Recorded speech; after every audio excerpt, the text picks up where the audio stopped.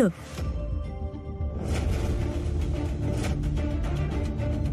হ্যাঁ, আসছে হয়তো।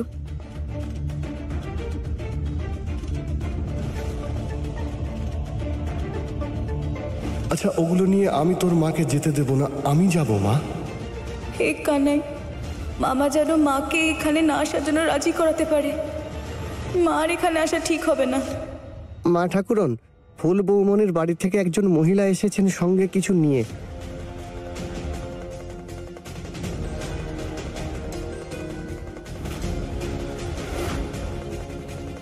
মহিলা মানে মানে মা এসেছে? মামা আটকাতে পারলো না মাকে? পাঠিয়ে দাও।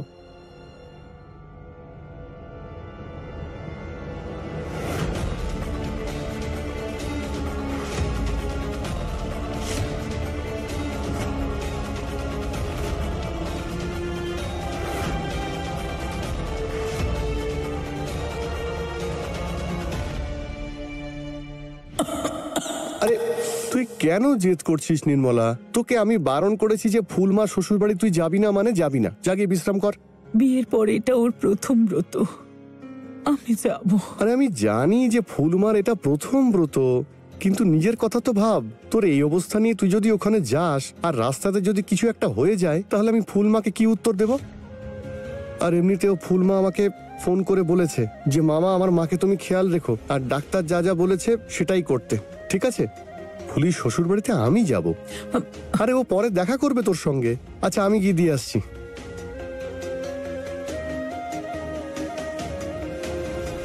আরে কোথায় চললে? আরে আমি ওই ফুলের শ্বশুর বাড়িতে যাচ্ছি এই জিনিসগুলো নিয়ে। ও তোমার অফিসের যে গিরিধারী দাদা আছে না, হ্যাঁ, উনি খুঁজছেন। আরে গিরিধারী দাদা আমায় কেন খুঁজছে? ওই যে বড় সাহেব আছে না, উনি এসেছেন, তোমার সাথে দেখা করতে চান।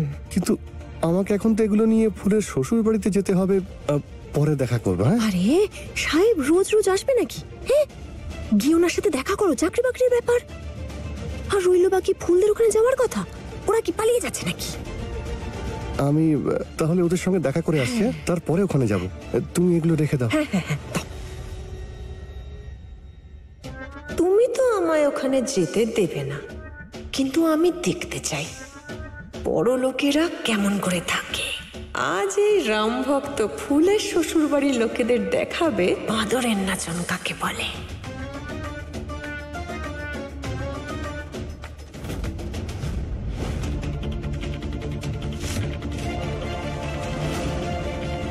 হে ভগবান, এবার মামি যদি সব সত্যিটা জেনে যায়, তাহলে মাকে তো সব জানিয়ে দেবে।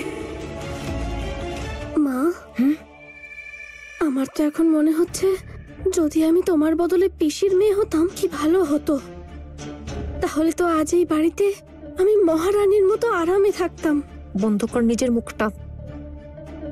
আমার মনটা আগে থেকেই ফালা ফালা হয়ে আছে, আর তুই ওই ভিখারি ফুল এত বড় মহলে রানীর মতো রাজত্ব করছে, আর তুই শুধু নামই রানী। চল দেখে। ভয় পেও না, আমি সব সামলে নেব। আপনারা ভেতরে আসুন। প্রণাম নেবেন, প্রণাম নেবেন। আসুন, বসুন। মা ঠাকুরন, আপনি এখানে বসলেন কেন? আমার তো মাথাতেই আসছে না যে আপনার চরণ ধোয়া জল খাবো নাকি আপনাকে পুজো করব। আমাকে আপনার স্ত্রীর চরণে বসে থাকতে দিন। আপনি তো আমাদের ফুলকে কোথা থেকে তুলে কোথায় রেখেছেন? হ্যাঁ, ও তো এই রাজমহলের রানীর মতো রাজত্ব করছে।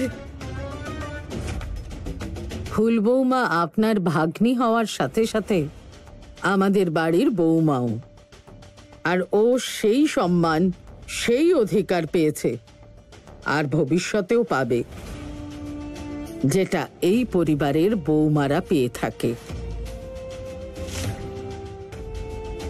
আপনার প্রশংসা যত করব ততই কম মা ঠাকুরন। আপনি ধন্য, আপনি ধন্য। ফুল,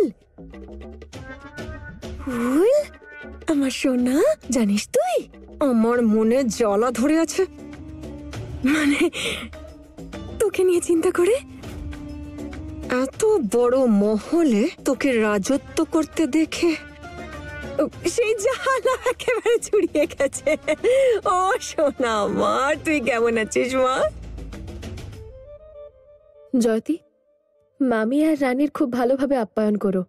ওনাদেরকে নিয়ে যাও আর ওনাদেরকে জল খাওয়ার পরিবেশন করো। আসুন মামি। কোন দিকে? শুনুন না, কোথায় যাচ্ছেন? একটু দাঁড়ান, আপনাকে মিষ্টিমুখ করাই। আপনি যখন এসেই গেছেন, আমাদের তারা বৌমাকেও একটু আশীর্বাদ করুন।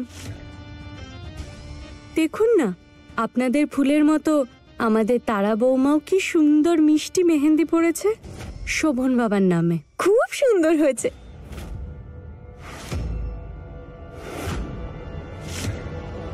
তাহলে বলুন, শোভন বাবার তার দুই বউয়ের মধ্যে কার মেহেন্দি সবচেয়ে বেশি ভালো লাগবে? তারা বৌমার নাকি ফুল বৌমার?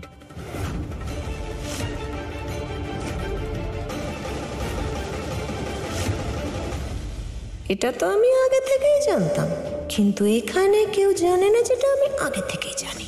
মানে আমাকে নাটক করতে হবে যে এক্ষুনি জানতে পারলাম।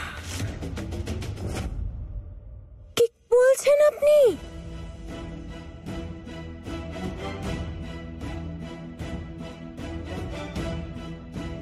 ঠকিয়েছেন, ঠকিয়েছেন, আমাদের ঠকানো হয়েছে। আরে মা ঠাকুরন, কি করলেন এটা? এত বড় কথাটা লুকিয়ে গেলেন যে ফুল জামাই বাবা জীবনের দ্বিতীয় বউ।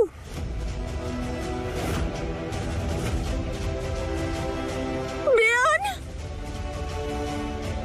আমাদের মেয়েটার তো জীবনটাই শেষ হয়ে গেল।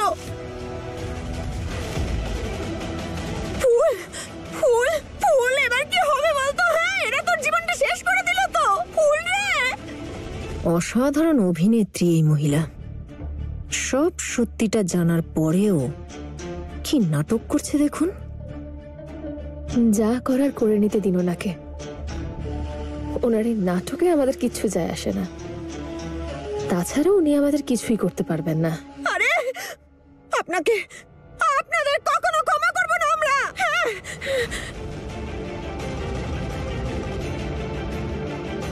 মা ঠাকুরন, কখনো ক্ষমা করব না। আমাদের মেয়েটার জীবন শেষ করে দিলেন। আমার তো মাথাতেই আসছে না, এত বড় কথাটা আপনি আমাদের কাছে কি করে চাপে গেলেন?